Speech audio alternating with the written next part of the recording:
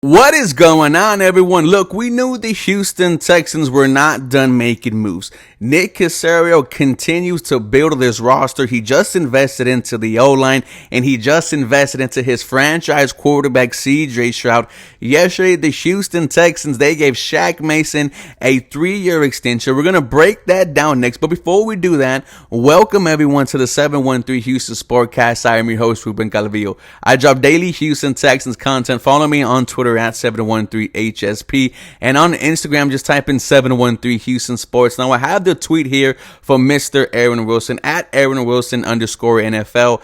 The Texans are finalizing a 3-year $36 million contract extension with veteran offensive guard Shaq Mason, with $22 million total guaranteed, including a $10 million signing bonus, making him one of the highest paid guards in the NFL. Now this is the second player awarded a 3-year contract other than Laremy Tunsil. We noticed a trend during the offseason. Dalton Schultz, Devin Singletary, Noah Brown, they were only 1 to 2 year deals. Laremy Tunsil got a 3-year. Shaq Mason just got a 3-year extension. We know what he did last year with the Tampa Bay Buccaneers, and that was just allow 1 sack, be top 10 in pass protection, and top 10 in the run game. This is a pure Nick Caserio trade / signing / extension, all the way going back to New England when Shaq Mason was playing. They were doing great things with Tom Brady. Follows Tom Brady to Tampa Bay, right? Let's not forget Brady asked for Shaq Mason.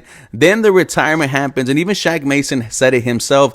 He said, I knew I was going to be traded. I just didn't know where, and I'm glad the Houston Texans got me. This is a top 10 guard, and he completes the offensive line for the Houston Texans, and I've been saying it over the past couple of weeks that with the addition of Shaq Mason and with the new addition of Juice Scruggs / James Patterson, this can potentially be a top 10, top 5 offensive line in the league next year, led by new offensive line coach Chris Josh, who spent the last 4 with the Indianapolis Colts. This offensive line from left to right, it goes Laremy Tunsil, who you made the highest paid left tackle. And just speaking on Laremy Tunsil, the way he has been acting so far this offseason has been nothing short of what we need in a leader. He's been liking every single move the Houston Texans were doing. In his press conference, right, he said that the job is still there. Work needs to be done, and he is here for it. I am excited to see what Laremy Tunsil could do as the leader of this O-line. Then it's Kenyon Green, who has so much to prove. After being taken in the first round last year, the first interior offensive lineman off the board, Kenyon Green has to prove himself in year 2. You already have some people labeling him a bust. I don't believe that. I believe in Mr. Kenyon Green entering his year 2. Your center is going to be either Juice Scruggs, who you traded up for in the 2nd round to select, or James Patterson, your 6th round pick from Notre Dame. There is going to be a heavy competition there. I am excited to see what happens. However, I do think this is Juice Scruggs' position to lose. When you have a first name like Juice, you got to be up there as the leader of this O-line. And then it's Shaq Mason, who you just gave the 3-year extension to. He is obviously going to be excited to put on now. We just gave him fat money, and he is going to produce.